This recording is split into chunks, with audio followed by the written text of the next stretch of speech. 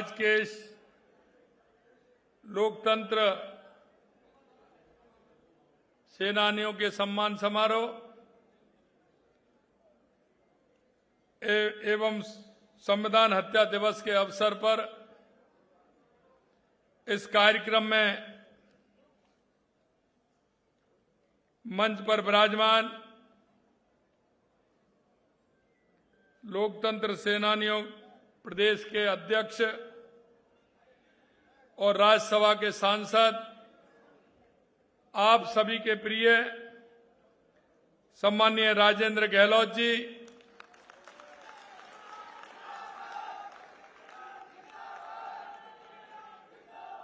Cabinet में मेरे साथी, आपके ही बीच के, आपके अपने ही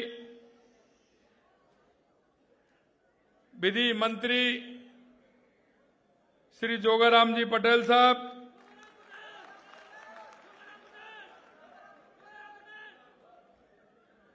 कैबिनेट में मेरे दूसरे साथी, आपके ही संभाग के भाई जोराराम जी कुमावत साहब, विधानसभा में मुख्य सचेतक सम्मानीय जोगेश्वर गर्ग साहब, हमारे कैबिनेट में राज्य मंत्री आपके अपने ही भाई के बिश्नोई जी,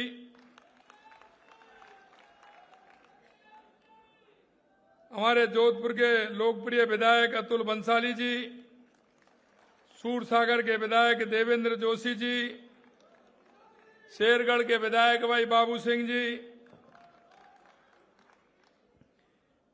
विधायक भाई भैराराम जी सेौल साहब, श्री अर्जुन लाल जी गर्ग साहब, पूर्व सांसद जसवंत जी बिश्नोई साहब, पूर्व सांसद नारायण पंचारिया जी, पूर्व सांसद रामनारायण जी डूडी साहब,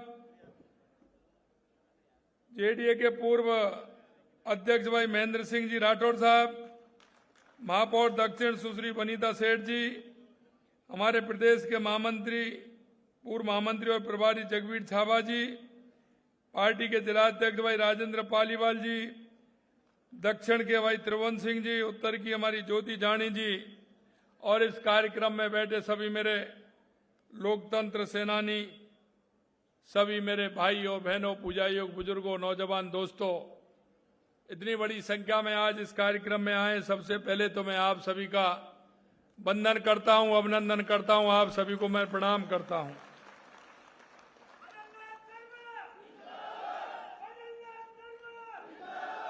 आज हम सब यहां संविधान दिवस को स्मरण करने के लिए एकत्रित हुए हैं।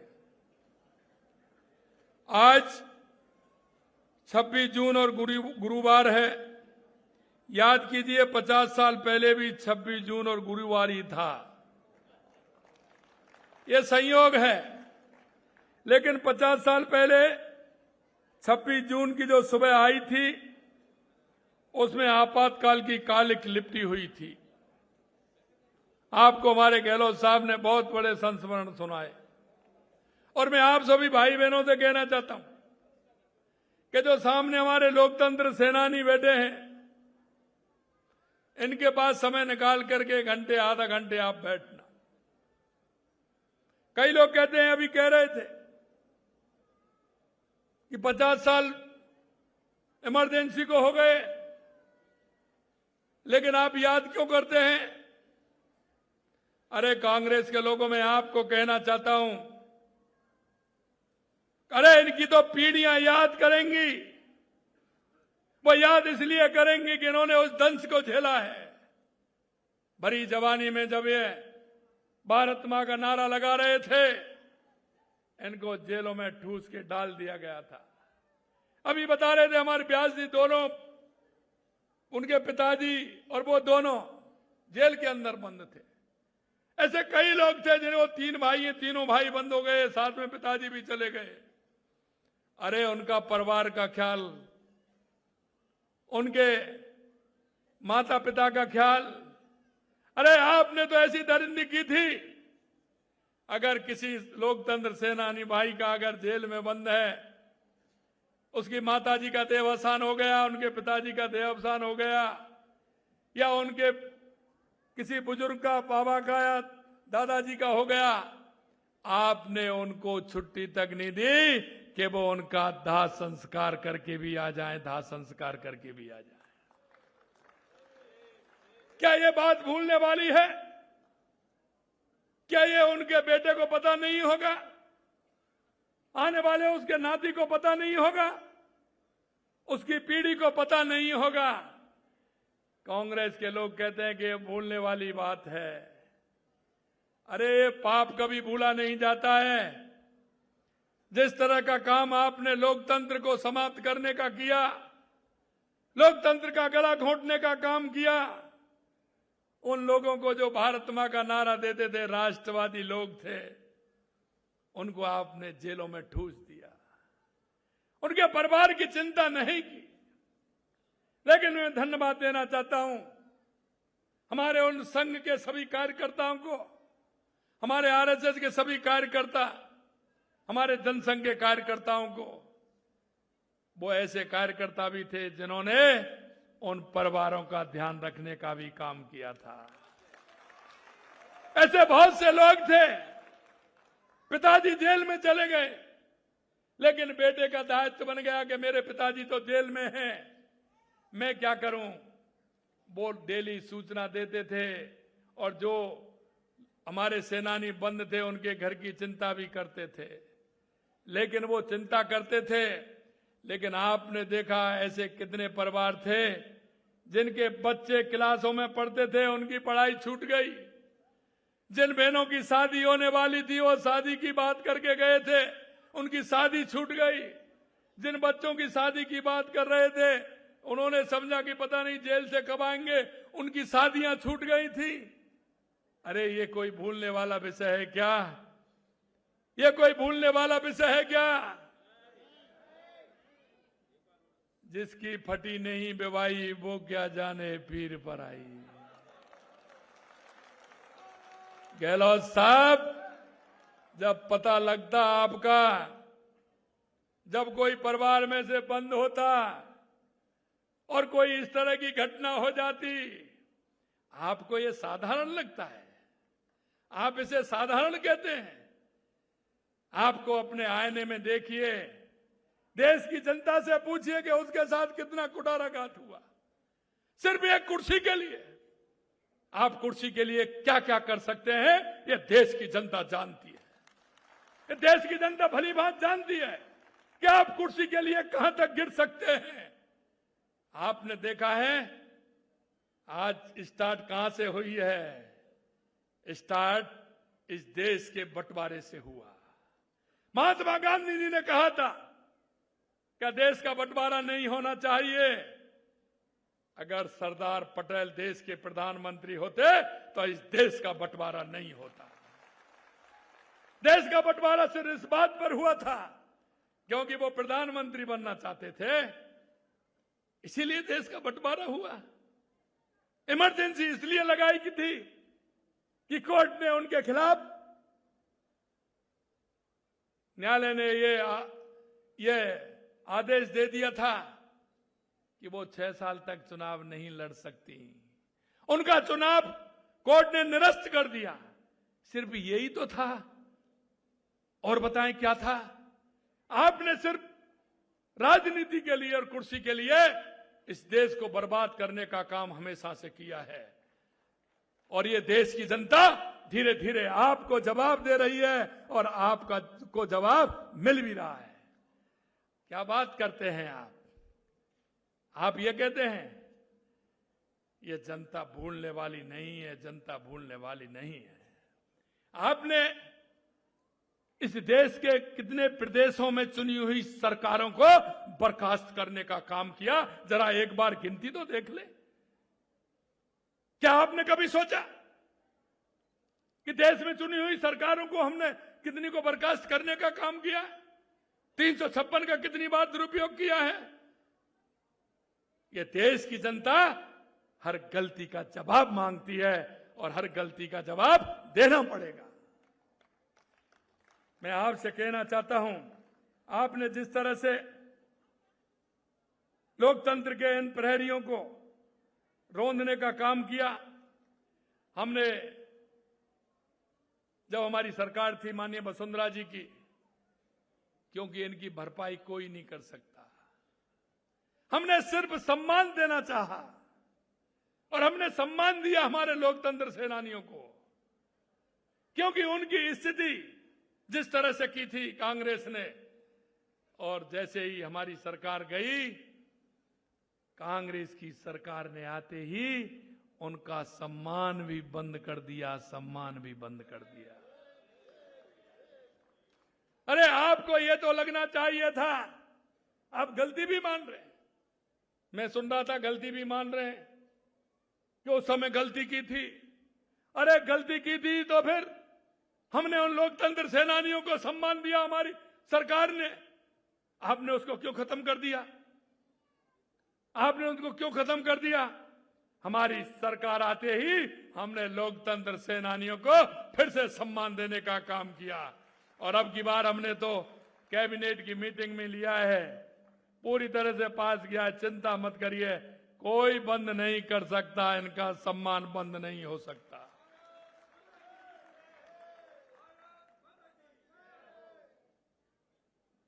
यही नहीं किया। अरे आपके जो विपक्षी लोग थे उनसे तो डर था, लेकिन अखबार वालों से क्या डर था? उनको भी जेलों में डाल दिया, उनकी प्रेस पर भी अंकुश लगा दिया, आमजन जो भी बोलता था उस पर भी अंकुश लगाने का काम किया, सेंसरशिप लगा दी गई थी, पत्रकारों को जेल में डाल दिया गया था। मीसा, टीआईआर जैसे काले कानून के जरिए 1 लाख से अधिक नागरिकों को बिना किसी मुकदमे के जेलों में ठूस दिया। इसमें जयप्रकाश नारायण, अटल बिहारी वाजपेयी, लाल कृष्ण आडवाणी, मुरली मनोहर जोशी, राजनाथ सिंह जी जैसे तमाम हमारे नेता थे जिनको जेल में डाल दिया गया था। यही नहीं, विरोधियों को जेल में मानसिक शारीरिक यातनाएं भी दी गई थी। ये तो ये बता सकते हैं किस तरह की इनसे व्यवहार किया गया, सिर्फ एक भारत मां का नारा देने के ऊपर। उन्होंने कौन सा ऐसा जुर्म किया था जो उनके अंदर इस तरह की आपने यातनाएं देने की काम सरकार ने किया था? यातना ये भी, किसी को दवा की जरूरत होती थी तो दवा भी उनको नहीं मिलती थी, भोजन भी कहने लग गए 1 टाइम करिए। क्या स्थिति हुई होगी? मैं धन्यवाद देना चाहता हूं हमारे लोकतंत्र सेनानियों को कि आपने जिस तरह से उस समय आप पर जो प्रहार किए गए थे उनको सहते हुए इस देश के लोकतंत्र को मजबूत करने का काम आप लोगों ने किया है। राजस्थान में भैरव सिंह जी शेखावत साहब, श्री जगदीश प्रसाद जी महतो, सतीश जी अग्रवाल और हमारे जोधपुर वाले राजेंद्र गहलोत जी तो हैं। लोग कहते हैं कि कोई इनको इतनी यातनाएं दी थी, इनके शरीर पर इतनी चोट थी कि कोई गिन नहीं सकता था। इस तरह का आलम उन्होंने किया था। मैं आपसे इतना कहना चाहता हूं, लेकिन मैं धन्यवाद भी देना चाहता हूं हमारे उन संगठनों को जो राष्ट्रवादी संगठन है, आरएसएस, जनसंघ, एबीवीपी के कई संगठन उन पर प्रतिबंध भी लगा दिया, लेकिन उन्होंने फिर भी अंडरग्राउंड रह करके काम किया। हमारे देश के यशस्वी प्रधानमंत्री नरेंद्र मोदी जी ने पूरे देश के अंदर ये अभियान चलाने का काम किया था। ऐसे बहुत सारे हमारे लोग हैं जो अंदर थे, वो तो थे ही, लेकिन बाहर जो लोग थे उनके परवारी जन थे, उन्होंने भी इसमें बहुत बड़ा काम किया था। लेकिन मैं इतना कहना चाहता हूं कि उनके अधिकार छीन लिए। आपातकाल में कांग्रेस ने हर आलोचक, हर असहमति और हर विपक्षी विचार को विद्रोह बताकर कुचलने का काम किया। मैं अंत में आपको इतना कहना चाहूंगा मेरे भाई और बहनों, ये कांग्रेस के आपातकाल के दमन चक्र ने साबित कर दिया कि जब जब उनकी सत्ता पर संकट होता है तो वे संविधान और देश की आत्मा को ताक कर रखने पर हटते नहीं हैं।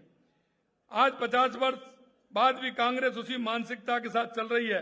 आज सिर्फ तरीकों का बदलाव हुआ, नियत आज भी तानाशाही की है, और वो तानाशाही की नियत उनकी आज भी नहीं निकल रही है।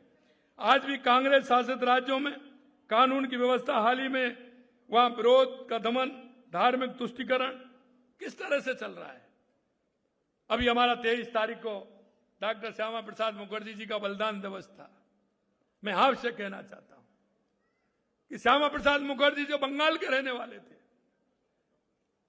पहले मंत्रिमंडल में वो उद्योग मंत्री थे। अरे उद्योग मंत्री थे, अगर कोई ऐसा कोई व्यक्ति होता, आजकल कोई पार्षद से भी इस्तीफा नहीं देता है। उन्होंने उद्योग मंत्री से इस्तीफा देकर के उन्होंने कहा था कि देश में 2 विधान 2 प्रधान 2 निशान नहीं चलेंगे और मैं कश्मीर जाऊंगा। और वो कश्मीर गए।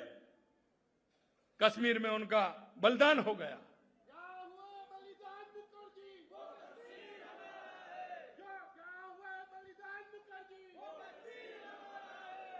ये नारा नहीं था, ये भारत की आवाज थी। ये भारत की आवाज थी। हर गली से ये नारा निकलता था, जहां हुए बलिदान मुखर्जी, वो कश्मीर हमारा है, और वो कश्मीर हमारा है, वो सारे का सारा है। मैं कहना चाहता हूं, हमारे इन लोगों ने कितना तप किया है, कितनी तपस्या की है। आप कहते हैं कि इन्होंने क्या किया, आपको मालूम नहीं होगा, आपको मालूम हो भी नहीं सकता है। मैं इतना कहना चाहता हूं, आपातकाल में भी कांग्रेस का शासन था, राजस्थान में भी कांग्रेस का शासन था। ये बदलाव देख रहे हो, लेकिन अभी इनकी समझ में नहीं आ रहा है, और इनकी समझ में आएगा भी नहीं। आएगा इसलिए नहीं कि जो पार्टी पंचायत से लेकर के पार्लियामेंट तक थी, पंचायत से लेकर के पार्लियामेंट तक थी, वो धीरे धीरे उनकी जमीन खिसकती जा रही है। उनको आइडिया ही नहीं लग रहा है, उनको आइडिया नहीं लग रहा है। बड़ा दर्द होता है। मैंने कहा था कि 5 साल बनाम 1.5 साल, और मैं ऐसे नहीं कह रहा हूं, मेरे पास रिकॉर्ड है पूरा। मैं रिकॉर्ड से कहता हूं कि 1.5 साल के अंदर हमने कई क्षेत्रों में इतना काम किया है, वो 5 साल के अंदर कांग्रेस में नहीं हुआ था। लेकिन उनको अच्छा नहीं लगता है,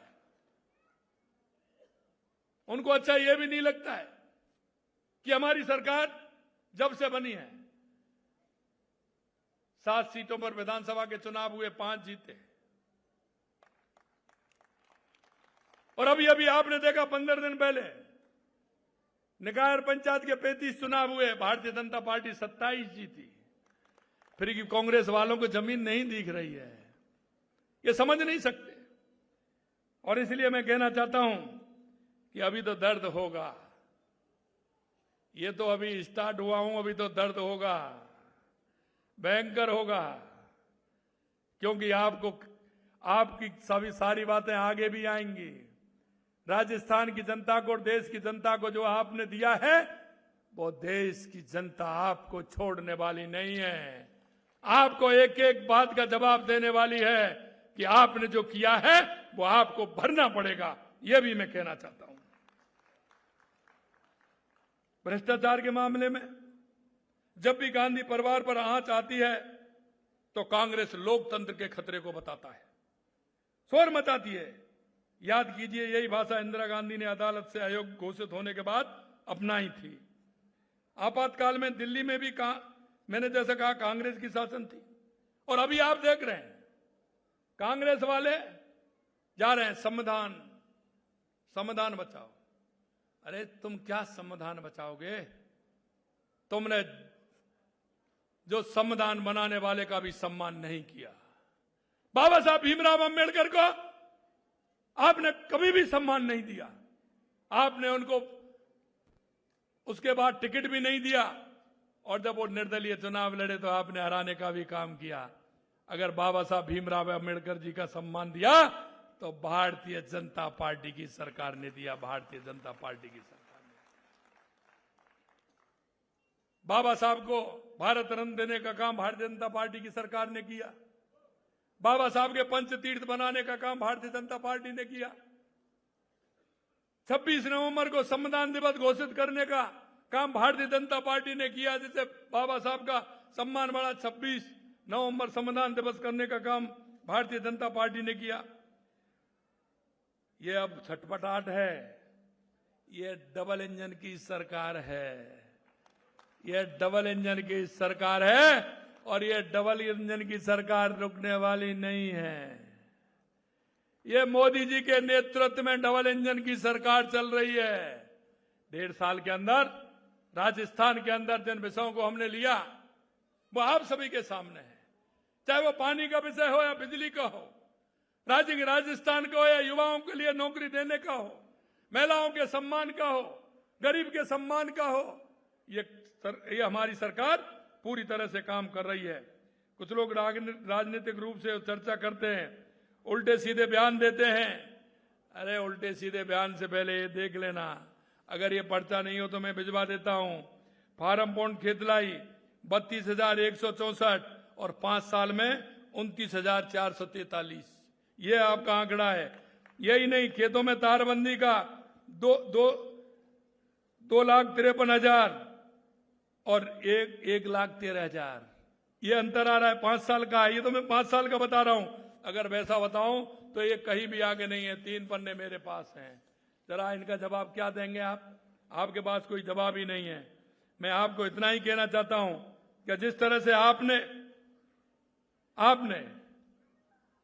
राजस्थान के युवाओं को, राजस्थान की महिलाओं को, राजस्थान के किसान को और मजदूर को धोखा देने का काम किया, उस दर्द नहीं समझ रहे हैं। उस राजस्थान के युवाओं का दर्द नहीं समझा। आपके कितनी बार पेपर लीक हुए? 1.5 साल में एक भी पेपर लीक हुआ क्या? ये नहीं दिख रहा है आपको? ये आपको देखना पड़ेगा। और ये हमको सलाह दे रहे हैं, आपकी सलाह को अपने पास रखिए, हमारी चिंता करने की जरूरत नहीं है। मैं आपसे यही कहना चाहता हूं मेरे भाई और बहनों, ये लोकतंत्र सेनानियों का जो देश के प्रति समर्पण भाव रहा है, मैं आपसे कहना चाहता हूं कि ये हमारे देश के लिए आप नीम की ईंट है। लोकतंत्र सेनानियों की ने जिस तरह का काम किया है लोकतंत्र को मजबूत करने का, आज पूरा देश आपने जो किया था और उस तरह से लोकतंत्र का बचाने का काम किया, आज हमारा लोकतंत्र उतना ही मजबूत हुआ है।